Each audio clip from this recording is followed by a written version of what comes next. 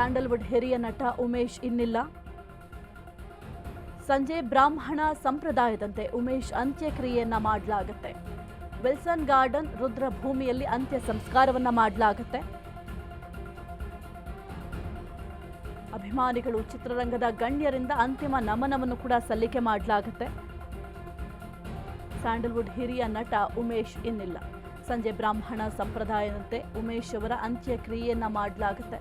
Wilson garden ರುದ್ರಭೂಮಿಯಲ್ಲಿ ಅಂತ್ಯ ಸಂಸ್ಕಾರವನ್ನ ಮಾಡಲಾಗುತ್ತೆ. ಅಭಿಮಾನಿಗಳು, ಚಿತ್ರರಂಗದ ಗಣ್ಯರಿಂದ ಅಂತಿಮ ನಮನವನ್ನ ಸಲ್ಲಿಕೆ ಮಾಡಲಾಗುತ್ತೆ. ಇತ್ತೀಚೆಗೆ ಅನಾರೋಗ್ಯದಿಂದ ಅವರು ಆಸ್ಪತ್ರೆಗೆ ದಾಖಲಾಗಿದ್ರು. ಅವರಿಗೆ ಸ್ವಲ್ಪ ಈಗ 80 ವರ್ಷ ಅಂದರೆ ವಯೋಸಹಜ, ಕೆಲವೊಂದಿಷ್ಟು ಕಾಯಿಲೆಗಳು ಬರುತ್ತೆ, ಕೆಲವೊಂದಿಷ್ಟು ಕಾಯಿಲೆಗಳು ಬಾಧಿಸುತ್ತೆ. ಹಾಗಾಗಿ ಆಸ್ಪತ್ರೆಗೂ ಕೂಡ ದಾಖಲಾಗಿದ್ರು. ಆ ಒಂದು ಸಂದರ್ಭದಲ್ಲಿ ಅವರಿಗೆ ಗೊತ್ತಾಗುತ್ತೆ ಕ್ಯಾನ್ಸರ್ ಇದೆ ಅಂತ. ವೈದ್ಯರು ಈ ಒಂದು ಕ್ಯಾನ್ಸರ್ ಇರೋದನ್ನು ತಿಳಿಸ್ತಾರೆ. ನೀವು ಗಮನಿಸ್ತಾ ಇರ್ಬೋದು ದೃಶ್ಯಾವಳಿಯಲ್ಲಿ. ಅವರು ಆಸ್ಪತ್ರೆಗೆ ಸೇರಿದಂತಹ ಸಂದರ್ಭದಲ್ಲಿ ಸಾಕಷ್ಟು ಕಲಾವಿದರು ಆಸ್ಪತ್ರೆಗೆ ಹೋಗಿ ಮಾತನಾಡಿಸುವ ಕೆಲಸವನ್ನು ಕೂಡ ಮಾಡಿದರು. ಆದರೂ ಕೂಡ ಮುಖದಲ್ಲಿ ನಗು ನೋಡಿ ಯಾವ ರೀತಿ ಇದೆ ಅಂತ ಆ ಒಂದು ವಿಡಿಯೋ ನೋಡ್ತಾ ಇದ್ರೆ ನಮಗೆ ಬಹಳ ಬೇಸರ ಆಗುತ್ತೆ. ಆ ಒಂದು ಮುಖದಲ್ಲಿ ಸ್ಮೈಲ್ ಅನ್ನೋದು ಕಡಿಮೆನೇ ಆಗಿಲ್ಲ. ನಾವು ಸಿನಿಮಾಗಳಲ್ಲಿ ಅವರ ನಟನೆ ಮಾಡುವಂತಹ ಸಂದರ್ಭದಲ್ಲಿ ಯಾವ ರೀತಿ ಅವರ ಫೇಸಲ್ಲಿ ಸ್ಮೈಲ್ ಇರ್ತಾ ಇತ್ತು, ಅಥವಾ ಯಾವುದೇ ಒಂದು ವೇದಿಕೆಯ ಮೇಲೆ ಕಾಣಿಸ್ಕೊಂಡ್ರು ಕೂಡ ನಗು ಮುಖದಲ್ಲೇ ಎಲ್ಲರನ್ನೂ ಕೂಡ ಮಾತನಾಡಿಸ್ತಾ ಇದ್ರು. ಅಂತಹ ಪರಿಸ್ಥಿತಿಯಲ್ಲೂ ಇದ್ರೂ ಕೂಡ ನನ್ನನ್ನು ನೋಡಲಿಕ್ಕೆ ಅಂತ ಬಂದಂತಹ ಕಲಾವಿದರಿಗೆ ಬೇಸರ ಆಗಬಾರ್ದು ಅಂತ ನಗು ಮುಖದಲ್ಲೇ ಅವ್ರನ್ನ ಮಾತನಾಡಿಸ್ತಾ ಇದ್ದಾರೆ. ಬಹಳ ನೋವಾಗುತ್ತೆ. ಇಂತಹ ಒಂದು ಅದ್ಭುತ ನಟನನ್ನು ಇವತ್ತು ನಾವು ಕಳ್ಕೊಂಡಿದ್ದೀವಿ. ನಮ್ಮ ಕನ್ನಡ ಚಿತ್ರರಂಗವೇ ಇಂತಹ ಅದ್ಭುತ ನಟನನ್ನು ಕಳ್ಕೊಂಡು ಬಡವಾಗಿದೆ ಅಂತ ಹೇಳಿದ್ರು ಕೂಡ ತಪ್ಪಾಗ್ಲಿಕ್ಕಿಲ್ಲ. ಯಾಕೆಂದರೆ ಅಜಾತ ಶತ್ರುವಾಗಿದ್ರು. ಒಂದು ಸಿನಿಮಾ ರಂಗ ಆಗಿರಬಹುದು ಅಥವಾ ವೈಯಕ್ತಿಕ ಜೀವನ ಆಗಿರಬಹುದು, ಯಾರೊಬ್ಬರು ಶತ್ರು ಕೂಡ ಇವರಲ್ಲಿ ಇರಲಿಲ್ವಂತೆ. ಯಾಕೆಂದರೆ ಸ್ವಲ್ಪ ಜನ ಮಾತನಾಡ್ತಾ ಹೇಳ್ತಾ ಇದ್ರು ಅಜಾತ ಶತ್ರು, ಯಾವ ಶತ್ರು ಕೂಡ ಇವರಿಗೆ ಇರಲಿಲ್ಲ ಅಂತ. ಯಾಕೆಂದರೆ ಎಲ್ಲರ ಜೊತೆಗೂ ಕೂಡ ಪ್ರೀತಿಯಿಂದ ಮಾತನಾಡಿಸ್ತಾ ಇದ್ರು, ವಿಶ್ವಾಸದಿಂದ ನಡ್ಕೊಳ್ತಾ ಇದ್ರು. ಅವರ ಸಿನಿಮಾಗಳಲ್ಲೂ ಅಷ್ಟೇ. ಅವರಿಗೆ ಯಾಕೆ ಇಷ್ಟೆಲ್ಲ ಸಿನಿಮಾಗಳನ್ನ ಮಾಡಲಿಕ್ಕೆ ಸಾಧ್ಯ ಆಯಿತು ಅಂತಂದರೆ ಡೌನ್ ಟು ಅರ್ತ್ ಇದ್ರು. ಯಾರಿಗೂ ಕೂಡ ಒಂದು ಅಹಂ ತೋರಿಸ್ತಾ ಇರಲಿಲ್ಲ ಯಾರ ಬಳಿಯೂ ಕೂಡ. ಒಂದು 10 ಸಿನಿಮಾ ಮಾಡಾದ್ಮೇಲೆ ಇತ್ತೀಚೆಗೆ ಕೆಲವೊಂದಷ್ಟು ಜನ ಮಾತನಾಡ್ಸೋದೇ ಕಷ್ಟ ಆಗ್ಬಿಡುತ್ತೆ. ಆದರೆ ಅಷ್ಟೆಲ್ಲ ಸಿನಿಮಾ ಮಾಡಿದ್ರು ಕೂಡ ನಾನು ಅನ್ನೋದು ಅವ್ರಿಗೆ ಇರಲಿಲ್ಲ. ಜೊತೆಗೆ ನನ್ನ ಜೊತೆಲಿರುವಂಥ ಕಲಾವಿದರು ಕೂಡ ಬೆಳಿಬೇಕು ಅನ್ನೋ ಮನೋಭಾವ ಅವರಿಗಿತ್ತು. ಹಾಗಾಗಿ ಇಷ್ಟು ಸಿನಿಮಾಗಳಲ್ಲಿ ಅವರು ನಟನೆ ಮಾಡಲಿಕ್ಕೆ ಸಾಧ್ಯ ಆಯಿತು.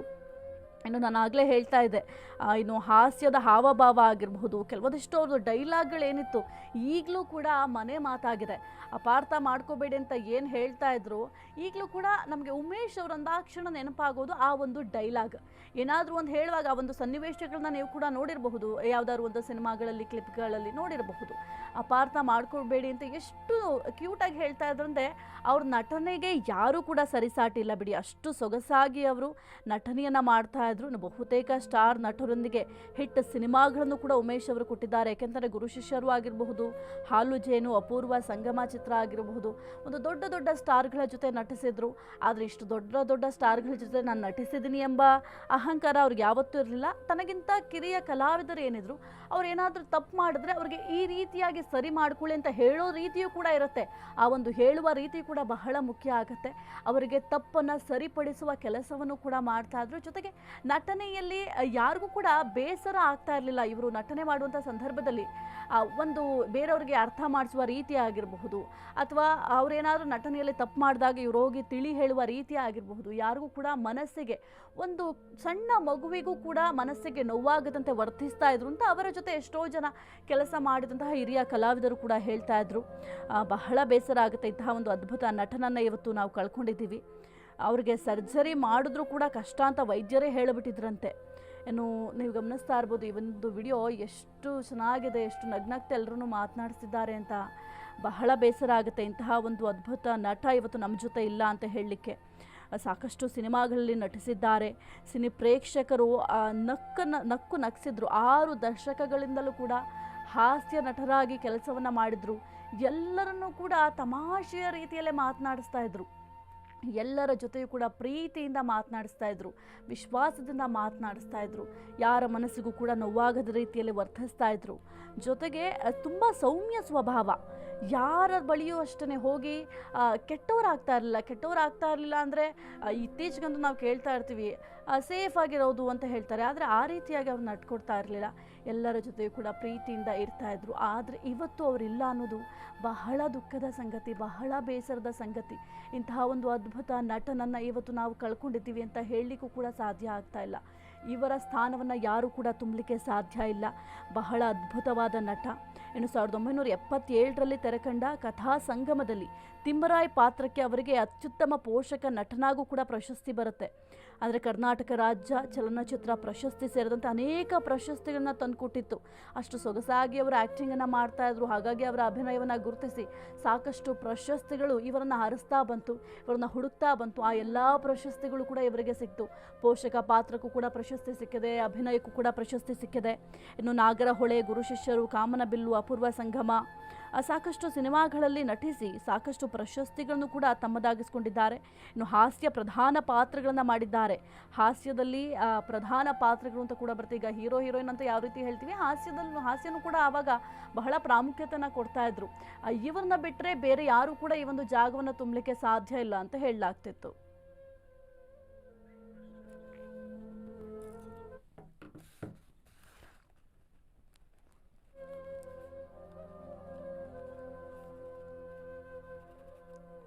ಎಸ್ಎನ್ಒ ನಿರ್ಮಾಪಕರ ಸಂಘದ ಅಧ್ಯಕ್ಷರಾದಂಥ ಉಮೇಶ್ ಬಣ್ಕರ್ ಅವರು ದೂರವಾಣಿ ಸಂಪರ್ಕದಲ್ಲಿದ್ದಾರೆ. ಸರ್ ನಮಸ್ಕಾರ. ಇವತ್ತು ಬಹಳ ಬೇಸರದ ದಿನ, ಎಲ್ಲರಿಗೂ ಕೂಡ ಬೇಸರ ಆಗ್ತಾ ಇದೆ. ಯಾಕೆ ಅಂತಂದರೆ ಒಂದು ಅದ್ಭುತ ನಟನನ್ನು ನಾವು ಕಳ್ಕೊಂಡಿದ್ದೀವಿ. ಕನ್ನಡ ಚಿತ್ರರಂಗ ಇವತ್ತು ಬರಿದಾಗಿದೆ ಅಂತ ಹೇಳಬಹುದು. ಇಂಥ ಒಂದು ಅದ್ಭುತ ನಟನನ್ನು ಕಳ್ಕೊಂಡು